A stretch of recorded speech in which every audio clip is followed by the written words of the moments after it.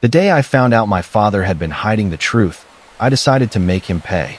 The day I found out my father had been hiding the truth started like any other family morning. Sunlight spilled through the kitchen blinds, thin and pale, striping the table where we gathered. Coffee steamed in my mug, bitter and familiar, and the house smelled faintly of toast. Nothing about that morning warned me that my life was already shifting under my feet. We were all there, crowded into the same space, talking over one another the way families do. My mother fussed with plates, my siblings laughed at something on their phones, and my father sat at the head of the table. He looked calm, steady, exactly as he always had. His voice carried authority even when he spoke softly. I remember feeling strangely distant, like I was watching everything through glass. The laughter sounded a little too loud, the clink of silverware a little too sharp. I nodded at the right moments and smiled when expected. Inside, though, something felt off, a quiet pressure I couldn't explain. My father had always been the fixed point in my life. He was the man everyone trusted, the one who gave advice without hesitation. When he spoke, people listened, including me. I had grown up believing that if there was one person who would never lie to me, it was him. That morning, he talked about ordinary things. Work deadlines, a neighbor's new truck, plans for the weekend. His hands moved confidently as he gestured, fingers tapping the table in a steady rhythm. I watched those hands more than his face, noticing how controlled every movement seemed. There was a moment when our eyes met, brief and unremarkable. He smiled, the same practiced smile I'd seen my entire life. For reasons I still can't fully explain, that smile didn't settle right with me. It lingered too long, like it was meant to reassure me of something I hadn't questioned yet. I tried to shake the feeling. I told myself I was tired, overthinking, letting nothing turn into something.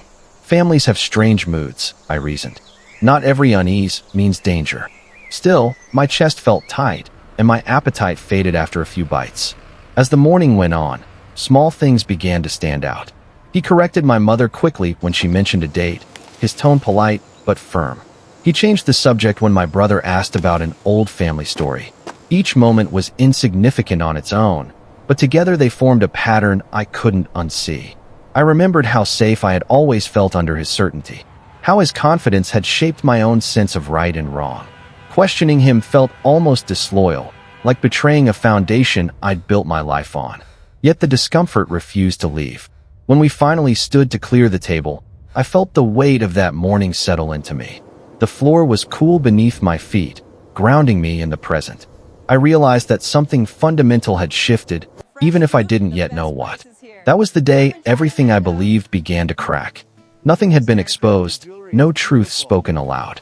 But as I rinsed my cup and avoided his gaze, I sensed that my life had just divided itself quietly into before and after. The rest of the day unfolded with the same uneasy calm.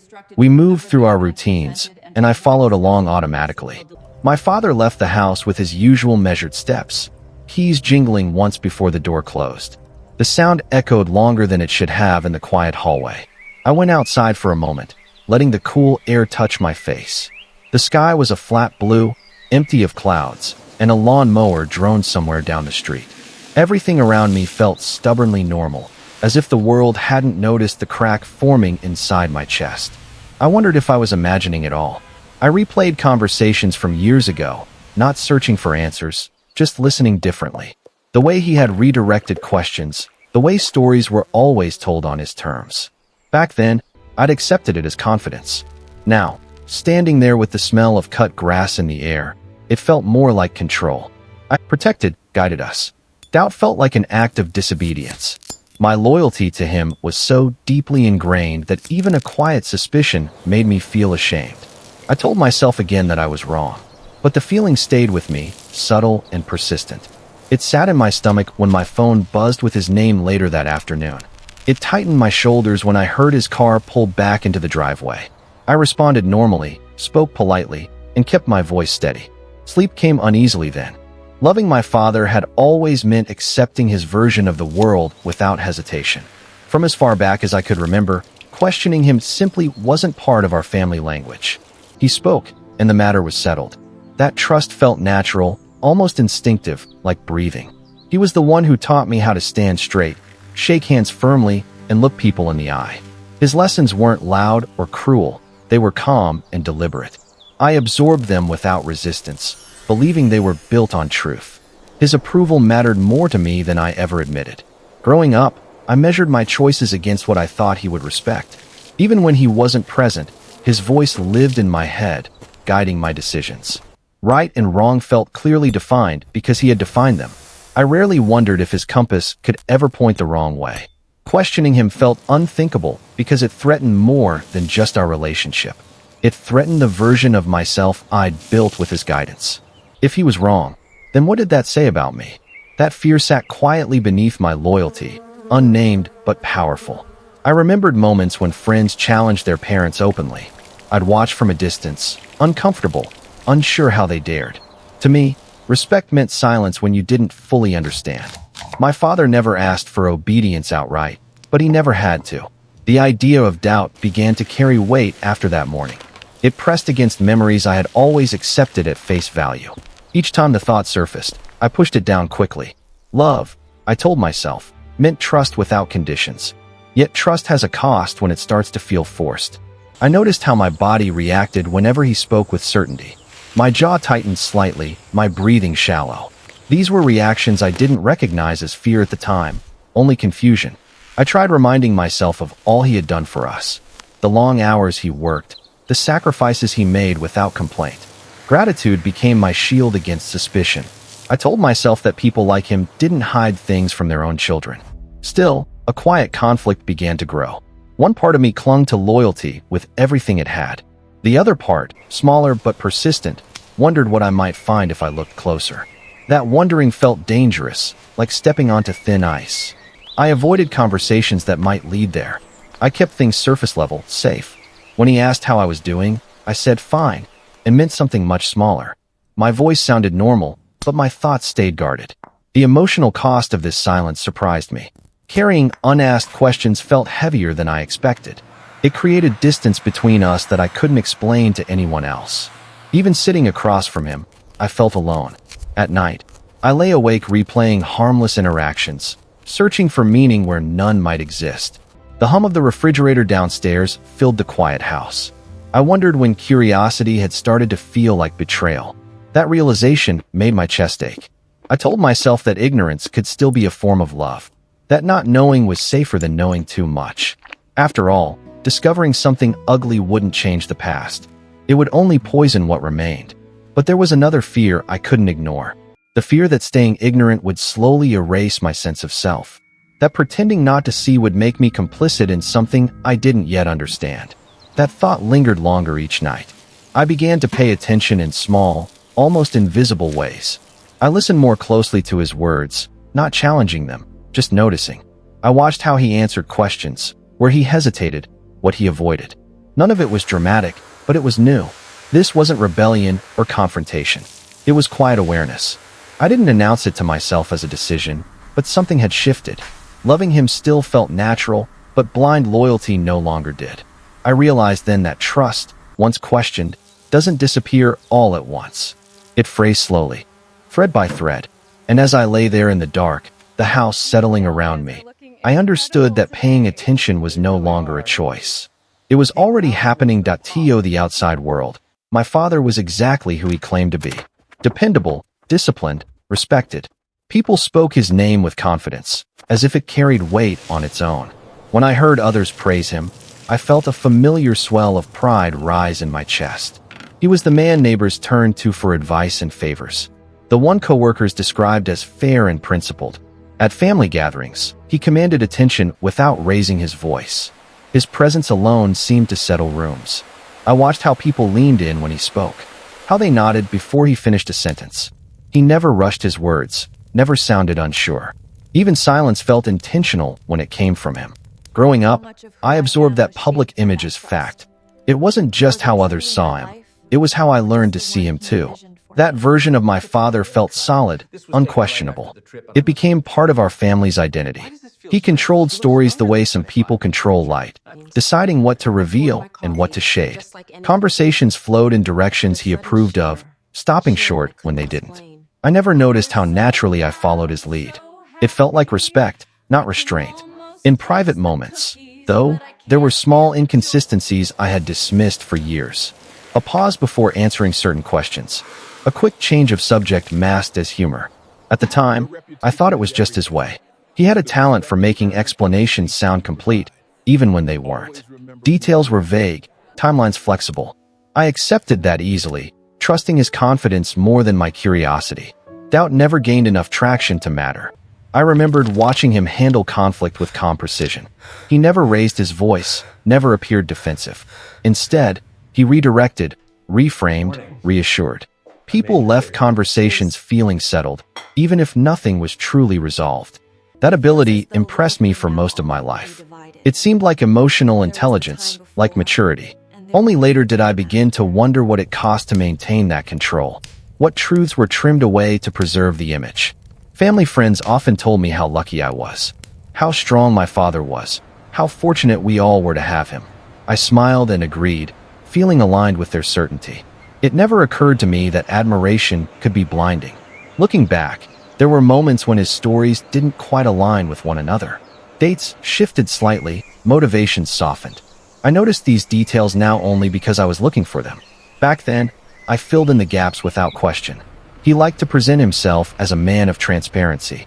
He spoke often about honesty, about doing what was right even when it was hard. Those words shaped my values deeply. I believed them because I believed him. What I hadn't realized was how carefully he curated what honesty looked like. He offered just enough truth to appear open, while keeping control of the larger picture. The illusion was seamless, practiced over years. Even within our family, he set the tone for what was discussed and what wasn't. Certain topics faded quickly when he entered the room. I had thought it was coincidence or courtesy. Now it felt deliberate. I started to question whether his authority came from integrity or from narrative control. That distinction unsettled me more than any single memory. It suggested intention where I had assumed instinct. The version of my father everyone believed in was consistent and reassuring. It made people feel safe, guided, confident. Letting go of that image felt like standing without a map. I wasn't ready to do that yet. Still, the thought crept in quietly. Had my admiration made me complicit in my own blindness? Had I confused certainty with truth simply because it came from him? I didn't have answers, only unease. The man everyone trusted still existed in front of me, unchanged. But now, whenever I heard his steady voice or saw others defer to him, I wondered what parts of the story I had never been allowed to hear. Once the doubt took root, memories began resurfacing on their own. Ordinary moments from my childhood replayed differently, like scenes lit from a harsher angle. I could almost smell old dust and sun-warmed wood as those images came back. What once felt harmless now carried weight. I thought about how my father used to answer my questions when I was young. He never snapped or scolded, but he rarely answered directly. His explanations were polished, circular, ending exactly where they began. At the time, I assumed adults simply knew more than I did.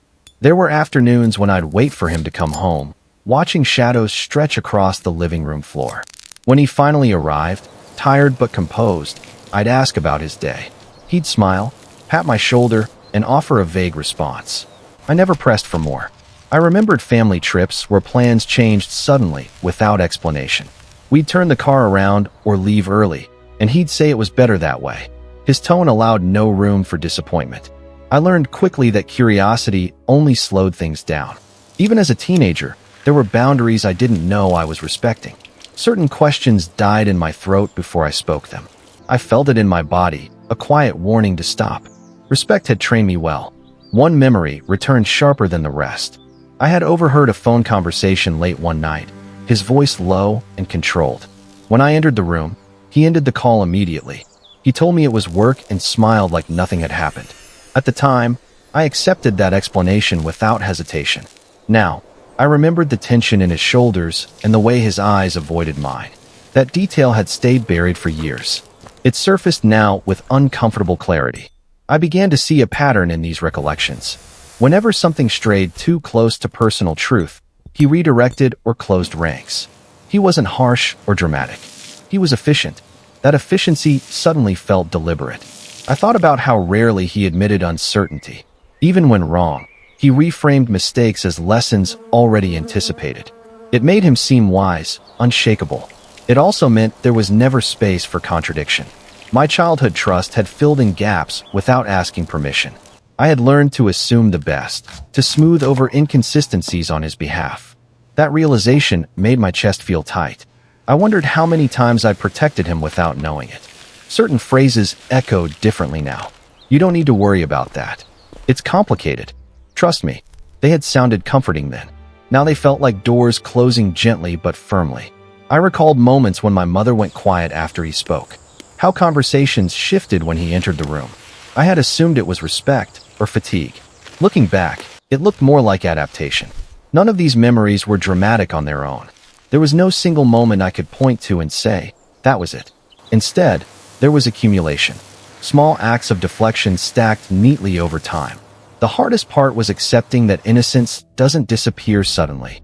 It erodes quietly, through habits and trust. My younger self hadn't been foolish. I had simply believed in consistency.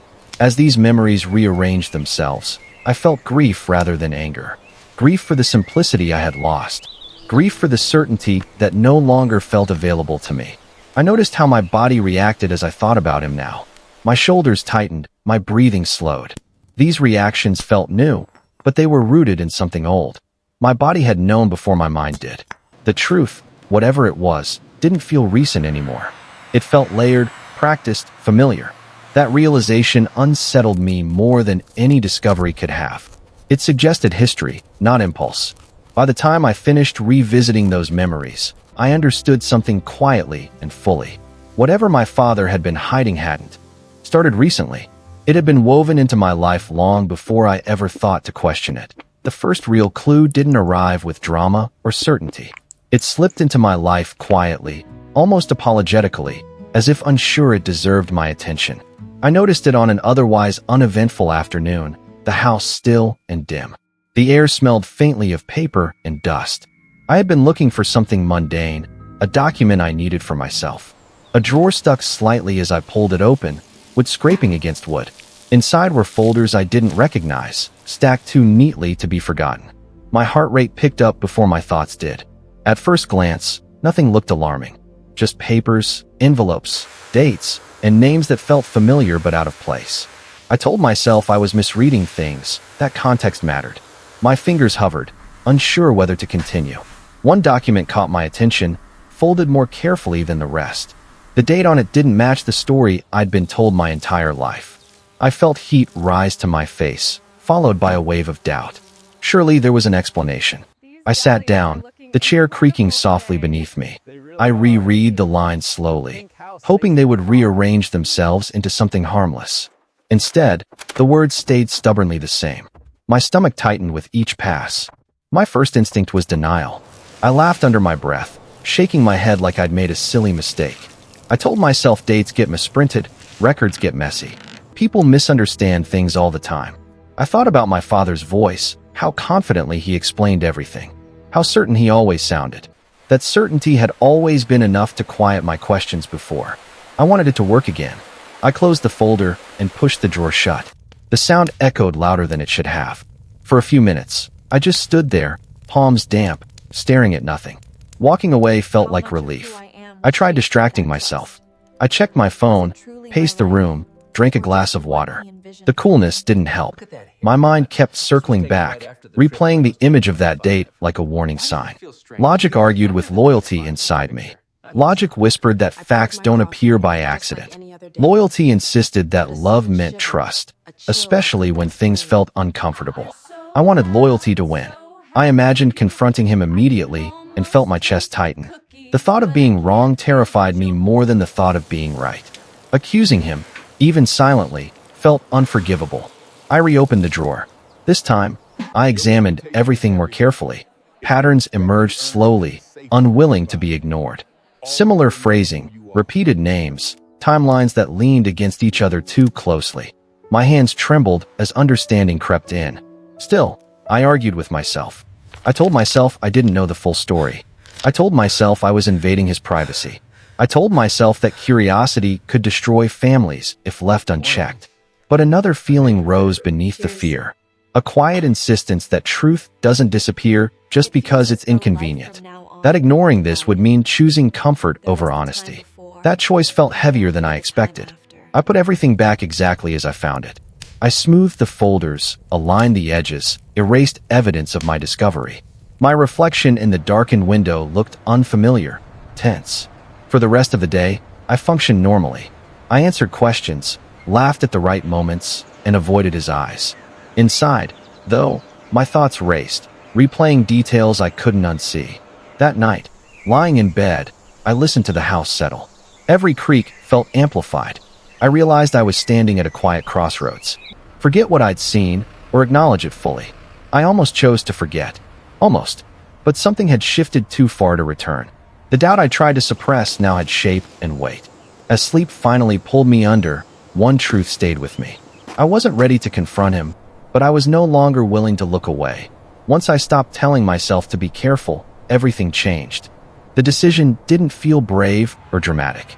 It felt tired, like I no longer had the energy to pretend nothing was wrong.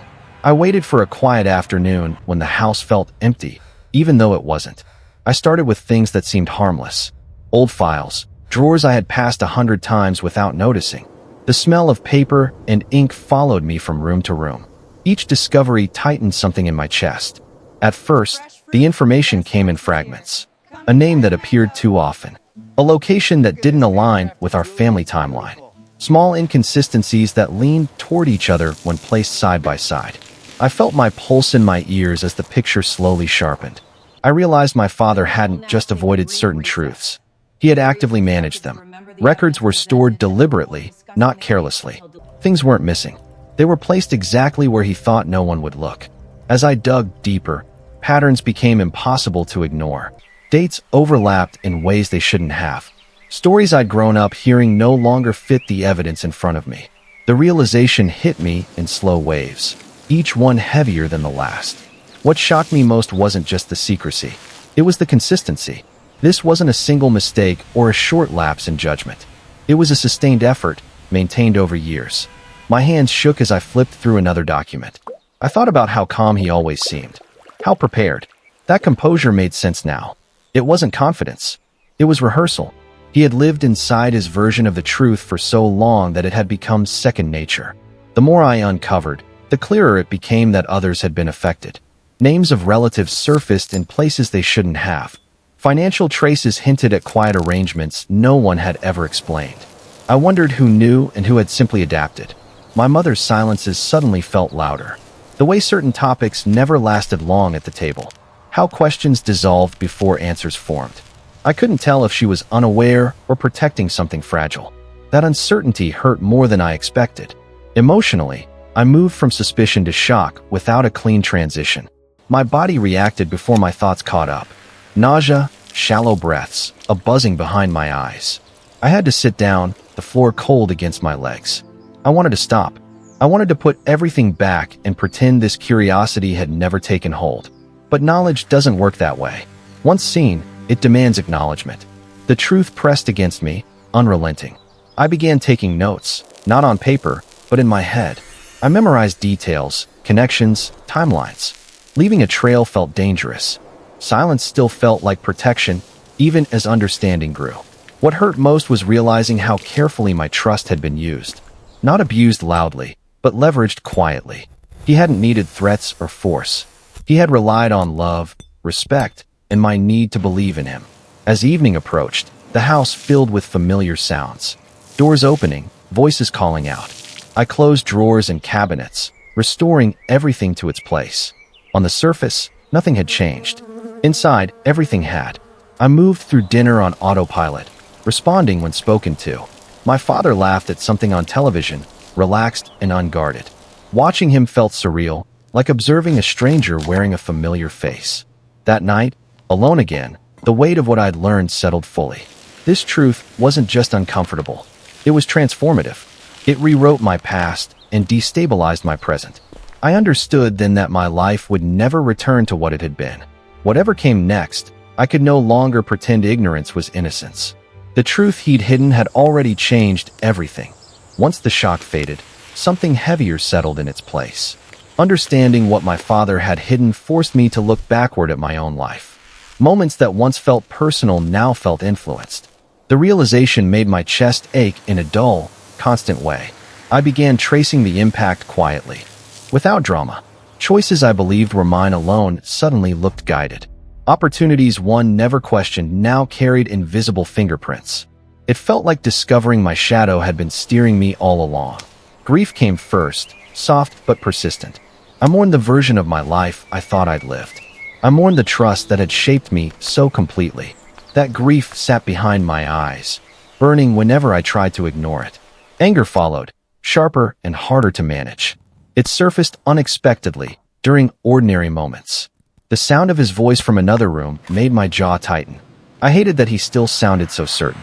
Betrayal was the word I avoided, because it felt too dramatic. But it fit. The betrayal wasn't just in what he hid. It was in how deeply that hiding had shaped my sense of safety. Trust doesn't break loudly when it's taken for granted. I started noticing how often I second-guessed myself. Decisions felt heavier, slower. I questioned my instincts, wondering which parts were truly mine. That erosion hadn't started recently. It had been happening quietly for years. I realized how often I defended him without being asked, how easily I dismissed discomfort to preserve peace. That loyalty had cost me clarity. Accepting that felt like admitting complicity. The hardest truth was recognizing the damage was already done. Confrontation wouldn't undo it. No apology could restore the years shaped by omission. That understanding made everything feel final in a way I wasn't prepared for. I imagined sitting across from him, laying everything out. The image filled me with dread, not relief. I knew how skilled he was with words.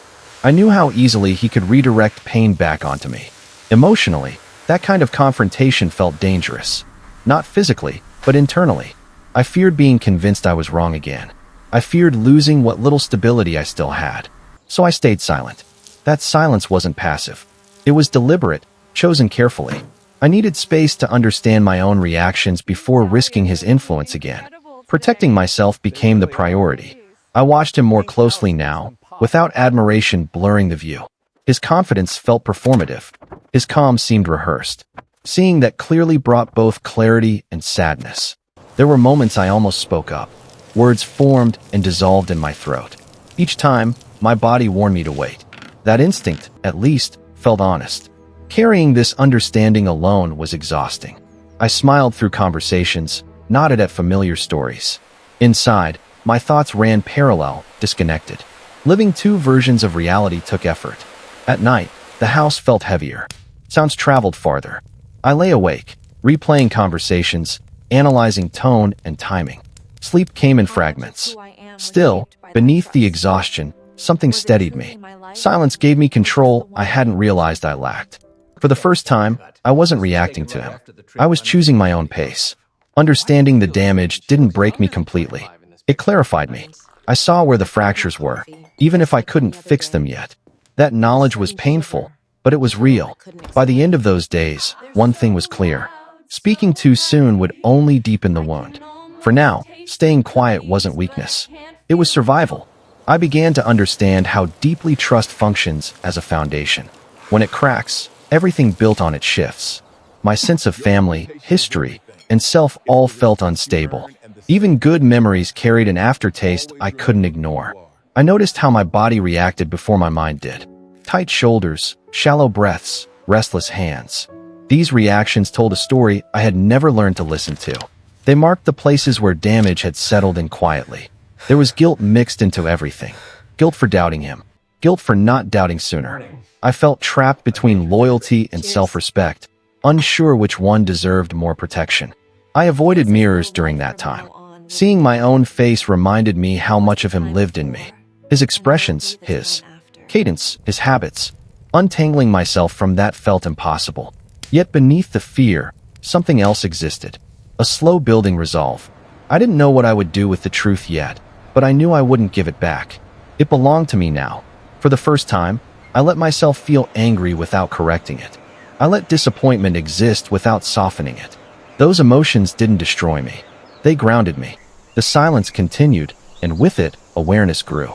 Each day added another layer of understanding. And aware now. The moment I knew my father would never confess didn't come during an argument or a confrontation. It arrived quietly, wrapped in an ordinary conversation that should have meant nothing. We were alone in the living room, the television murmuring in the background, light flickering across his face. He mentioned a past event casually, the same way he always had. The story was familiar, one I'd heard many times growing up. As he spoke, I noticed a small change in his delivery. The timing was off, the details smoothed too carefully. I asked a simple question, one that should have been easy to answer. My voice stayed neutral, almost curious. The air felt thick immediately, like the room had lost circulation. He didn't look at me right away. When he finally responded, his answer was polished and calm. Too calm. It addressed the surface without touching the center. I felt something inside me settle, not with relief, but with certainty. He smiled, the same reassuring expression he'd used my whole life. It was meant to close the conversation. I recognized it now as a tool, not a gesture. That recognition hurt more than the words themselves. I pressed gently, framing the question another way. Not accusatory, not emotional. Just different enough to test the edges.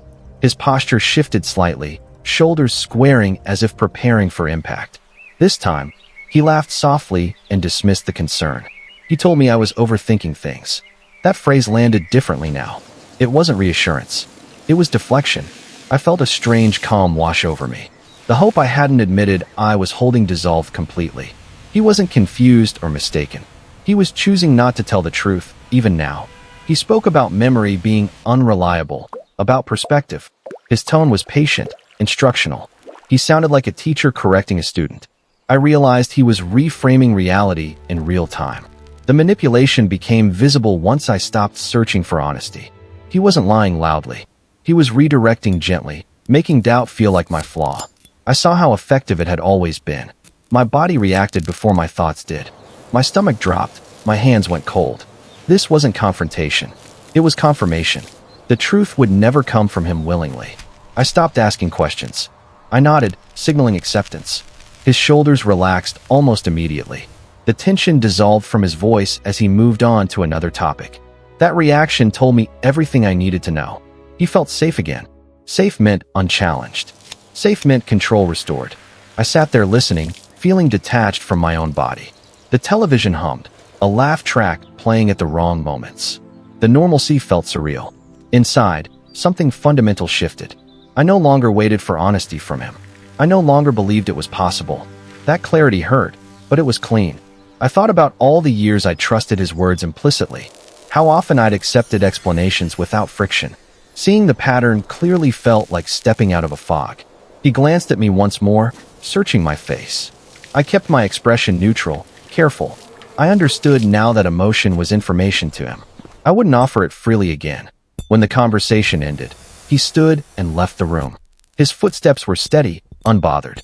I remained seated, staring at nothing. The realization didn't make me angry immediately. It made me clear. I understood the rules now, even if I hadn't agreed to them before.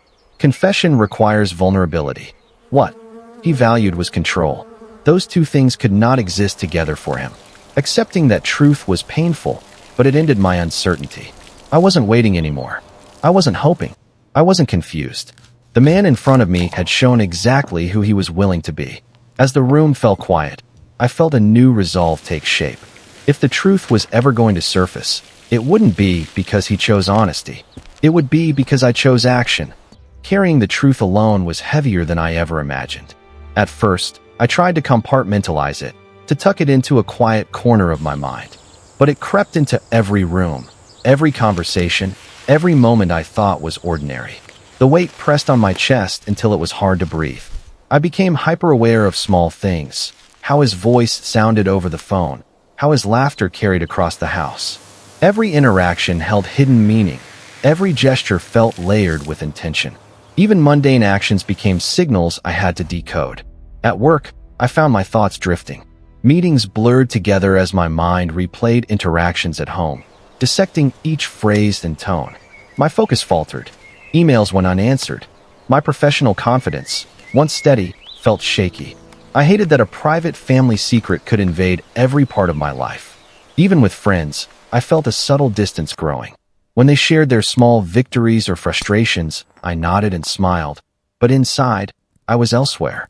I couldn't share the truth, couldn't explain why I felt hollow or distracted. The isolation cut deeper than I anticipated. Sleep became a fragile thing. I woke frequently, replaying moments from the day, imagining conversations that hadn't yet happened. The quiet house at night amplified every sound. The hum of the heater, the creak of the floor, the soft tick of the clock. My body tensed before I even realized I was holding it there. I started noticing changes in myself. I was more guarded, more careful with words. I double-checked every phrase, every tone, afraid someone might sense the tension I carried. Trust, once freely given, had become almost impossible. Even the people I loved most felt slightly distant, like my suspicion was contagious. Despite the exhaustion, I could not stop thinking, could not stop planning. Every decision now had layers. Every action required consideration. I became meticulous in my observations, noting patterns, inconsistencies, and hidden cues. It was exhausting, but necessary. I tried to maintain appearances, functioning like nothing had changed. I laughed at the right times, smiled when expected, and performed normalcy perfectly. But every gesture felt rehearsed, a mask I wore to survive. Inside, a storm of emotion churned. Anger, grief, confusion, and fear, all mixed into one. Even meals at home became a balancing act. Sitting across from him, I measured my expressions, gauged my tone, and silently cataloged behaviors. Conversations I once enjoyed felt like minefields. Every laugh or nod became a calculated move. There were moments when despair crept in. I imagined breaking, spilling the truth, letting the dam collapse. But fear held me back. Fear of confrontation, fear of retaliation, fear of shattering the family further. The balance between action and silence became a razor's edge. Despite the pressure, a quiet determination began to grow. The secret had almost broken me, but it had also sharpened me. I could no longer be naive, no longer trust blindly. I had to learn patience, observation, and restraint. I realized that silence wasn't weakness, it was survival. Each day I carried the secret without letting it destroy me. I strengthened my resolve. I began to see the truth more clearly, understand its depth, and recognize its impact on everyone around me. Every time he smiled, unaware, I felt a bitter mix of sorrow and satisfaction. He had no idea how much power he had lost over me. The control he thought he wielded was slipping, even if he didn't know it yet. And in that quiet tension, I began forming a plan. Not reckless revenge, not immediate confrontation, but a careful, deliberate strategy. Every detail I had observed, every inconsistency I had documented, would eventually serve a purpose. Living with the secret was unbearable, yet transformative. The isolation cut deep, but it forced me to see clearly. The fear and tension shaped patience, and the grief transformed into resolve. By the end of each day, when the house finally fell silent, I no longer felt completely powerless. The secret still weighed on me, but now it was also a weapon, a quiet force waiting for the right moment. I understood finally that silence could no longer be my only refuge. At some point, action would be inevitable. And when that time came, I would be ready. For days, maybe even weeks, I let the weight of the secret settle fully before moving. I needed clarity, not impulse. Every emotion, grief, anger, confusion, was cataloged carefully in my mind. I couldn't act recklessly. I had to transform my pain into something precise. I started by observing him methodically. Every word he said, every gesture, every nuance of tone became data. I kept mental notes, tracking patterns, inconsistencies, and the small tells that gave away his careful constructions. The more I watched, the more I understood the way he controlled everything around him. At the same time, I documented silently. Files, receipts, messages, timelines, all assembled in my mind, cross-referenced and tested against what I already knew. I wasn't leaving a trace he could stumble upon, not yet. Secrecy was crucial. The power balance had shifted, but only slightly. I considered morality constantly. Revenge felt like a tempting instinct, a fire burning in my chest. But I reminded myself it wouldn't be justice. Revenge is loud and chaotic. I wanted precision, fairness, exposure of truth, not cruelty. My aim had to remain measured. Patience became my most valuable tool. I stopped hoping for confrontation or confession. I stopped hoping he'd reveal himself accidentally. Instead, I waited for the exact moment when his carefully maintained illusions could be dismantled methodically and quietly. I practiced restraint in everyday life, laughing at jokes that hid half-truths, asking neutral questions that revealed inconsistencies subtly, nodding at stories I already knew were partially false. Each interaction became a controlled experiment, a way to gather more information without alerting him. I began imagining outcomes, running scenarios in my mind. What would happen if I presented the evidence directly? If I exposed him publicly? If I revealed pieces slowly? I tested each scenario against emotional fallout, both mine and the family's. Strategy required foresight, and foresight required patience. The emotional shift was subtle but powerful. What had begun as helplessness transformed into focus. My anger no longer consumed me, it sharpened me. The grief became a lens through which I could see clearly. Every action I took now was deliberate, guided by purpose rather than impulse. I also acknowledged my moral boundaries. I would not lie or manipulate others unnecessarily. I would not destroy people who were innocent or unaware. The line between justice and vengeance was thin, and I had to walk it carefully. It was crucial that my plan upheld integrity, even as it corrected deceit. I refined the timing in my mind. Truth, when revealed too soon, loses power. Patience ensures maximum impact. I imagined him realizing, slowly, that his control had slipped. That moment became my anchor, the point I would work toward. Documentation became meticulous. Every inconsistency, every hidden transaction, every avoidance or half-truth was mentally logged. Cross-checking, aligning, confirming. I treated it like building a puzzle. The more complete it became, the more confident I felt. I started small experiments, gentle probes disguised as ordinary conversation. Nothing overt, nothing accusing. Observing his reactions became both a test of his composure and a source of new information. Subtle cracks appeared in his usual poise. The transition from pain to strategy required discipline I hadn't known I possessed. I had to restrain outrage, bury frustration, and let logic take the lead. Every action was intentional, designed to maximize clarity, not emotion. At night, I reviewed every detail again in my mind, cross-referencing, testing, imagining outcomes. The plan grew with each repetition, becoming more solid, more precise. Each time I thought it was complete, I found gaps and filled them. By the end, the strategy wasn't just a reaction to betrayal. It was an intelligent, deliberate course of action. I was no longer helpless, no longer a passive observer of lies. My pain had transformed into clarity, focus, and a blueprint for the reckoning to come. And in that quiet discipline, I felt a strange calm. The storm of emotion hadn't disappeared. It had been harnessed.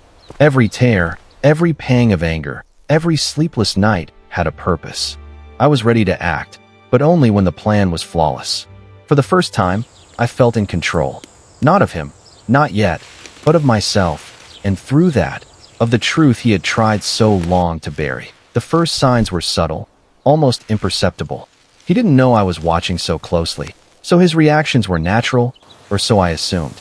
I noticed a slight hesitation in his voice when discussing topics he had previously handled confidently. A shadow flickered in his eyes that wasn't there before. It started with small slips. A date remembered incorrectly, a story repeated with a new detail, a glance toward a document or file he thought I hadn't noticed.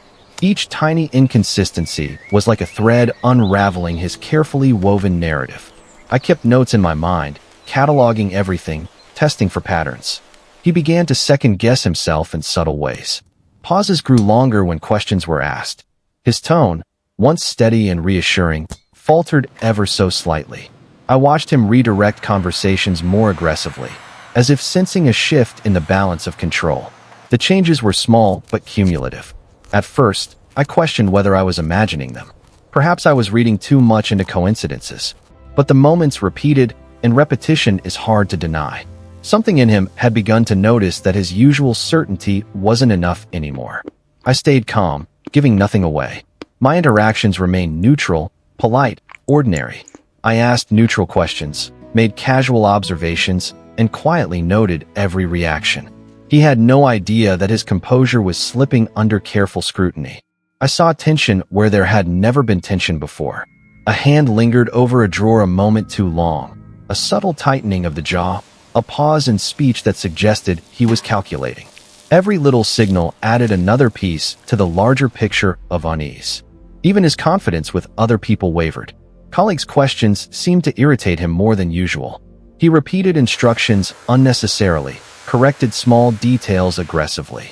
The control he had relied upon for decades was eroding, and he didn't understand why. I noticed his private routines shifting. The files he once left casually on his desk were suddenly stacked meticulously.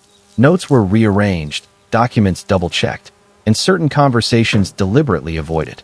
The tension wasn't obvious to anyone else, but I could see it in the rhythm of his movements. Emotionally, I felt a mix of satisfaction and sadness. Satisfaction because the truth, even silently, was destabilizing him. Sadness because this was still the man I had loved, the father I had trusted. The dissonance was painful, yet necessary. I began timing my observations. Every conversation, every gesture became data. The more I noted, the more the pattern emerged. He was responding to an invisible pressure, unaware of its source. The truth had begun to close in on him, even if he couldn't name it. The subtle manipulations he once relied on no longer worked flawlessly. He tried to maintain control, but cracks were appearing in the veneer. I could see his careful, balancing act faltering with each passing day. I stayed deliberate, silent, and patient. My presence alone was enough to create subtle pressure. I didn't need confrontation yet. Observation was sufficient. Every slip, every falter, brought me closer to the moment I had been planning for. I saw him grow weary without realizing it. Tension accumulated in small moments. A sigh too long, a foot tapping under the table, a distracted glance towards something he assumed was hidden. The stakes of his secret had grown higher than even he imagined. By the end of those weeks, it was undeniable. The control he had wielded for so long was slipping. The careful image he presented to the world was beginning to fracture, just slightly, just enough for me to notice. And I knew that when the time came, the reveal would be inevitable. Not because I had rushed it, but because truth has a way of catching up. And when it did, he would have nowhere left to hide. I thought I had prepared myself for the worst. I thought I had anticipated the scale of what my father had hidden. But when the full scope of it began to reveal itself, my mind struggled to catch up. The fragments I had uncovered were just the surface. Beneath them lay something far larger, far more complicated than I could have imagined. It started with small revelations, files linked to people I hadn't expected, documents that connected events across years, names I didn't recognize in places I had assumed were private. Each discovery widened the circle, showing me that this wasn't just about him or our family. It touched others, some unknowingly, some deliberately. I felt a wave of disbelief wash over me. I replayed every memory, every story I'd been told, trying to reconcile it with this new reality. Nothing fit neatly anymore. My childhood, my trust, even the values I thought were firmly rooted in truth. Everything had been filtered through layers of deception. Anger flared quickly, sharp and raw. How could someone I had loved so completely, someone I had trusted without question, have built such an elaborate web? How could he manipulate so many lives so quietly, leaving devastation in ways I was only just beginning to understand? And yet, the initial anger slowly gave way to a grim clarity. This wasn't just about betrayal. It was about responsibility, about consequences, about understanding exactly how far his actions had reached. There was no point in letting outrage blind me. I needed to see clearly, to chart the extent of what I was dealing with. I realized the hidden truth had touched more than just me. People I had barely known, extended family members, even close friends had been affected, some knowingly, some as unwitting participants in his careful construction. Each piece fit together to reveal a pattern of control and secrecy that extended well beyond my family. The emotional shift was intense. Shock became anger, anger became calculation, and calculation gave way to sober understanding. I had been planning for confrontation, but this changed the terms entirely. This wasn't just a personal reckoning anymore. It was accountability. I spent hours piecing together timelines, cross-referencing events, and mapping out connections I hadn't noticed before. Every new detail deepened my understanding, but it also deepened the weight of responsibility I felt. Knowledge, I realized, was now a burden as much as it was a tool. I thought about my father and what he must have imagined, believing that the truth would remain hidden. He had been meticulous, patient, and disciplined in maintaining his version of reality. But no control lasts forever, and the larger the secret, the more inevitable its exposure. The deeper I dug, the more I understood that my goal had to shift. I wasn't looking for revenge anymore, at least not in the way I had originally imagined. I needed justice, accountability, and clarity, for myself, for others, for the truth that had been buried for so long. The scope of the deception forced me to reassess my strategy. What I had once thought would be a private confrontation was now part of something bigger. Every action had to be precise, every step deliberate. One miscalculation could compromise the entire plan. It also forced me to rethink the man I had loved and trusted. He was no longer a single antagonist. He was part of a larger system he had maintained for decades, one that required careful unraveling. Understanding that didn't lessen the personal betrayal, it amplified it, but it gave me perspective I needed to act effectively. By the time I closed the last file that night, the truth had fully settled around me. It was bigger, deeper, and more far-reaching than I had ever imagined. The revelation was overwhelming, but it also crystallized my purpose. I knew I couldn't destroy him recklessly. The damage was already immense. My focus had to be clear, targeted, and purposeful. The truth would be revealed, and when it was, there would be no turning back. Not for him, not for me. For the first time, the scale of his deception made me feel both powerless and empowered. Powerless in the face of how deeply it had spread, empowered by the knowledge that I now held the map to uncover it all. And as I sat there in the quiet, piecing it together, I realized one thing clearly. This was no longer about anger or revenge alone. This was about truth, accountability, and finally reclaiming control over a life that had been shaped by someone else for far too long. The first time I truly saw him without the mask, it wasn't dramatic. It wasn't a confrontation or a public revelation. It happened in a quiet moment, alone, when the facade he had so carefully maintained began to crumble in the smallest, most human ways. I noticed it first in his hands. They trembled slightly as he reached for something he thought routine. His eyes, usually steady and commanding, flickered with hesitation. It was subtle, almost imperceptible if I hadn't been looking so closely for years. That hesitation revealed cracks I hadn't been allowed to see before. Doubt, fear, maybe even guilt. The man I had idolized seemed smaller somehow, vulnerable in ways he had never allowed anyone to witness. I studied the way he moved, the little pauses, the careful gestures that had once seemed natural. They weren't natural. They were calculated, controlled, performances perfected over decades. And now, without the mask, I could see the effort it took to maintain them. It was exhausting, humanizing, and quietly devastating all at once. For so long, I had clung to the image of him as a hero, a pillar of wisdom and authority. That image had shaped my childhood, my decisions, my sense of morality. But seeing the real him, the man behind the carefully curated stories and rehearsed smiles, changed everything. The hero was gone, replaced by someone flawed, human, and deeply fallible. It didn't feel triumphant. There was no sense of victory in this revelation. I wasn't gloating or celebrating. Instead, there was a profound sadness, a grief for the years spent believing in someone I now realized I never truly knew. At first, I found myself searching for remnants of the man I had loved. Were there glimpses of truth behind the mask? Moments of honesty buried under layers of deception? Some flickers remained, but they were brief, fleeting, and fragile. The more I recognized them, the more I understood the depth of the facade he had maintained. Even in private moments, the mask persisted. Words carefully chosen, stories crafted to maintain control, gestures meant to reassure while concealing. I realized just how much of our lives had been orchestrated, how my trust had been guided and shaped by intention rather than innocence. Yet the emotional release was undeniable. Seeing him without the mask freed me in a way I hadn't expected. The illusions that had tethered me to him so tightly, idolization, fear, unquestioned loyalty, were gone. I no longer needed his approval, his validation, or his control over my perception of reality. Grief lingered, but it was mixed with clarity. The man I had, revered for so long, was finally visible to me in full, human form. That clarity carried both relief and sorrow, but it also carried power. Power to act, Power to redefine my own life. Power to reclaim what had been manipulated for so long. I noticed the subtleties, the way he avoided certain topics, the slight defensiveness in casual conversation, the habitual gestures that revealed tension beneath his calm exterior. Every detail I had overlooked before now spoke volumes. The mask, once invisible, had fallen in fragments, and I was left holding the pieces. And in holding those pieces, I realized that I didn't need to hate him to reclaim my agency.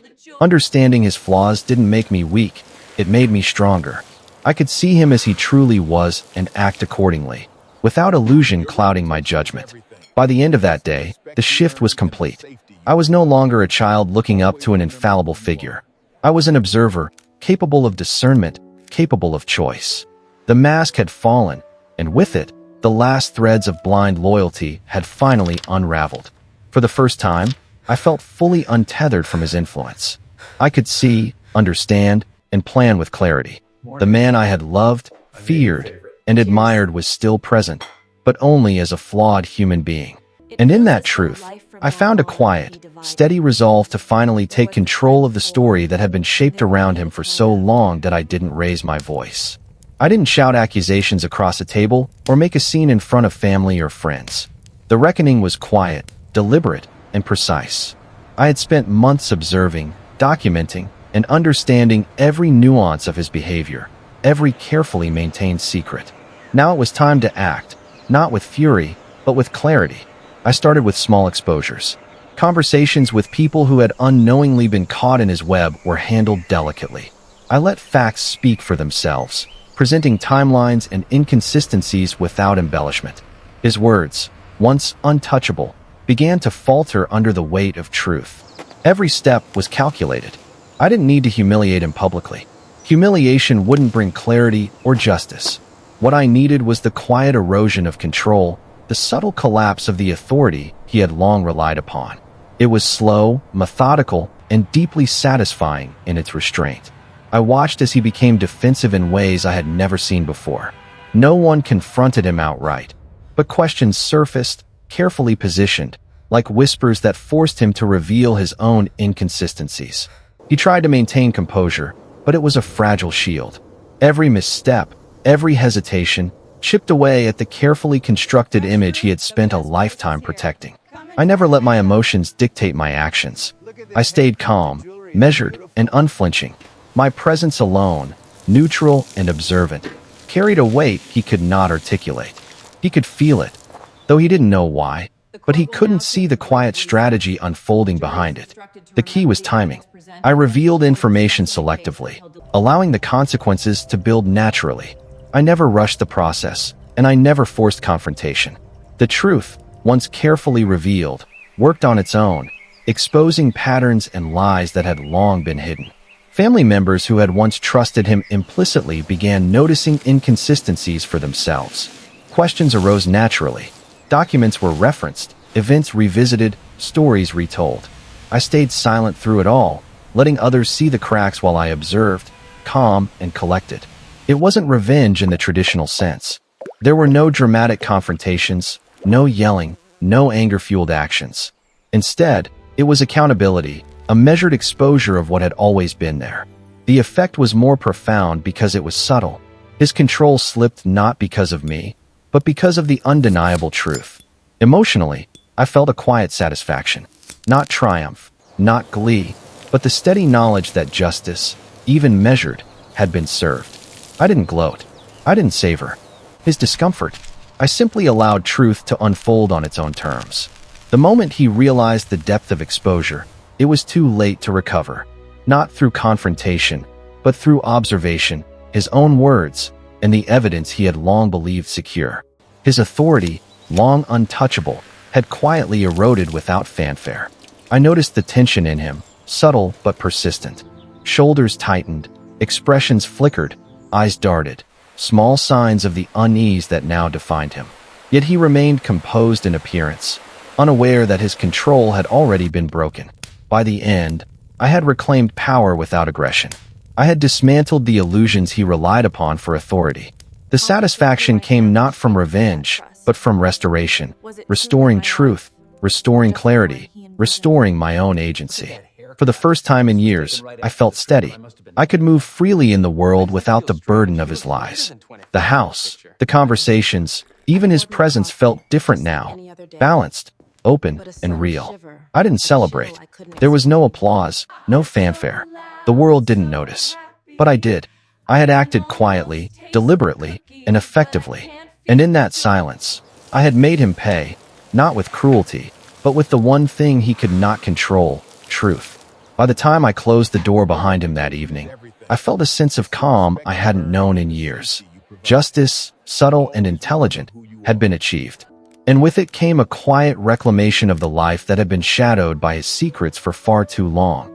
After the truth was fully revealed, the weight that had pressed on me for years finally began to lift.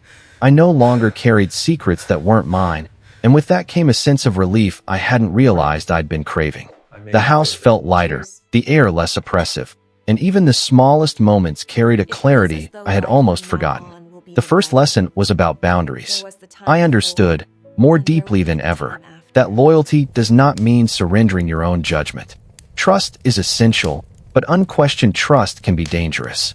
I learned to distinguish between love and blind faith, and to recognize when my care for someone was being manipulated. Healing took time. I allowed myself to grieve not just the betrayal, but the years of subtle control, the illusions, and the innocence lost. Tears came without shame. Anger arose and dissipated without lingering. Each emotion became a tool for understanding myself, rather than a chain tying me to the past. I learned that honesty, even when painful, is liberating. Carrying the burden of someone else's lies had almost broken me. Revealing them, carefully, deliberately, truthfully, gave me back autonomy I hadn't realized I had lost. Freedom didn't come from revenge, but from clarity and transparency. Self-respect became central. I understood that I deserved a life unshaped by deception. I began prioritizing my own needs, my own emotional well-being, and my own moral compass. That didn't make me selfish. It made me whole. Relationships shifted. Some people who had been unwittingly caught in his web grew closer as truths emerged. Others pulled away when the realities of the past became too heavy. I accepted both outcomes. The measure of a relationship, I realized, is not comfort alone. It is honesty and trust. I also recognized the cost of silence. I had carried the secret for years, and it had altered my perception of everything around me. Keeping quiet had preserved appearances, but had also stifled my growth. Speaking the truth, even subtly and intelligently, restored not only clarity but dignity. The experience taught me patience. Change does not happen instantly, and justice, even quiet justice, takes time. Strategic in the face of personal betrayal showed me how capable I was. The strength I cultivated was not about overpowering someone else. It was about mastering my own responses. Forgiveness became a personal choice rather than an expectation. I didn't need to absolve him publicly or internally for the sake of peace. I simply chose to release the hold his secrets had over my life. That release did not excuse his actions, but it freed me from carrying them. I also learned that healing is ongoing.